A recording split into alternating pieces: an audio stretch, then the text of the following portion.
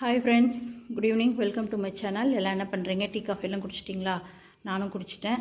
இப்போ உங்களுக்கு என்ன வீடியோனா, 9 நாள் விரதம் இல்லையா? இன்றைக்கி 3வது நாள் விரதம்.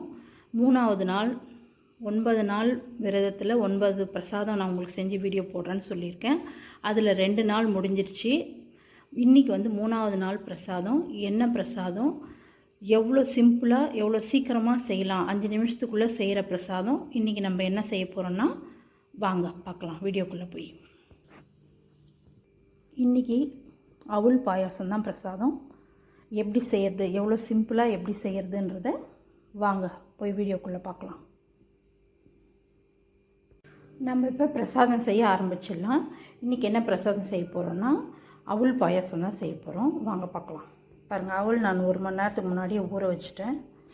பால் எடுத்து வச்சுருக்கேன். இருங்க பாருங்கள், இப்போ பால் இதில் கொதிக்க வச்சுருக்கேன். காயிட்டும் பால். ஒரு 2 ஏலக்காய் போட்டுக்கலாம் பாலில். நான் கொஞ்சமாக தான் செய்ய போகிறேன், அதனால் நான் 1.5 கிளாஸ் பால் மட்டும் எடுத்துருக்கேன். பாருங்கள், இதில் வந்து பாதாமும் முந்திரியும் எடுத்து வச்சுருக்கேன். சர்க்கரை, நாட்டு சர்க்கரை எடுத்து வச்சுருக்கேன். இப்போ வந்து இந்த அவுள் நம்ம ஊற வச்சுருக்கோம் இல்லையா, அதை வந்து நம்ம வறுத்தரலாம். நெய் ஊற்றி கொஞ்சம் லைட்டாக வறுத்தரலாம். நெய் 1 ஸ்பூன் ஊற்றிக்கலாம்.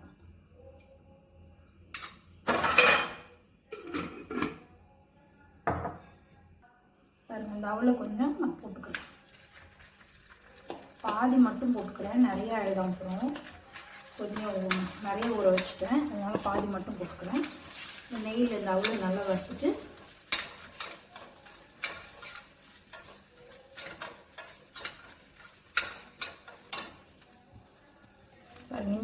இந்த கப்பில் வந்து நான் ஒரு நாட்டு சர்க்கரை 1 கப்பு எடுத்துக்கிறேன். அவள் நல்லா வதங்கிடுச்சு, வறுபட்டுருச்சு. இப்போ வந்து நம்ம பால் இதில் கொதிக்க வச்சோடனே அதில் ஊற்றிடலாம்.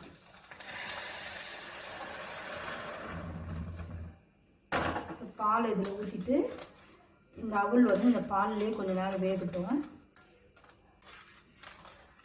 ஒரு சிட்டிகை உப்பு, எப்பயுமே ஸ்வீட் செய்யும் போது ஒரே ஒரு சிட்டிகை, பாருங்கள் கல் உப்பு தான் போடுறேன், ஒரே ஒரு சிட்டிகை மட்டும் போட்டுக்கோங்க.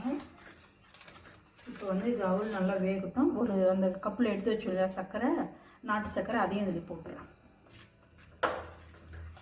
உங்களுக்கு வேணும்னா ஒயிட் சுகர் கூட நீங்கள் போட்டுக்கோங்க. நான் வந்து நாட்டு சர்க்கரை யூஸ் பண்ணுறேன், அதனால் நான் நாட்டு சர்க்கரை போட்டுக்கிறேன். இது ஒரு 5 நிமிஷம் கொதிக்கிட்டோம்.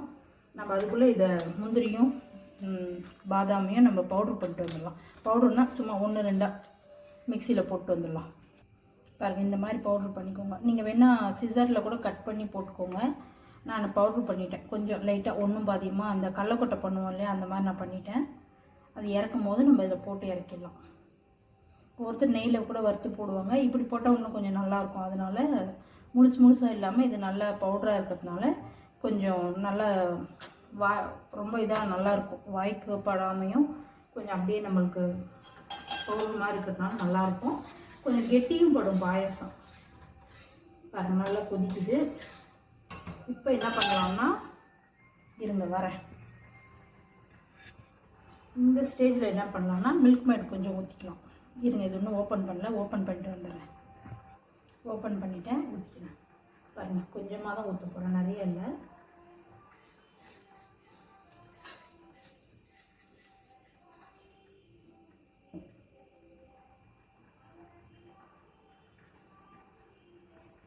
மில்க் மேட் ஊற்றிட்டோம். பாருங்கள், இந்த பவுடரை போட்டுடலாம்.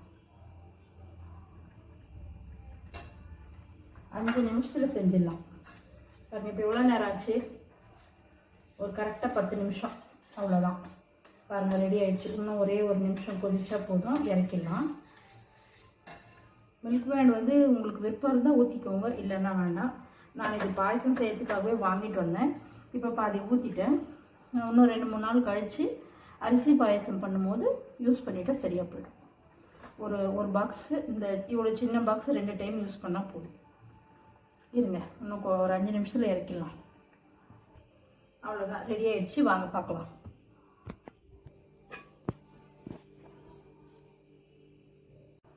சூப்பராக பாயாசம் ரெடி ஆகிடுச்சு. அவள் பாயாசம் பிரசாதத்துக்காக இப்போ கொண்டு போய் சாமிக்கிட்ட வச்சுருவோம்.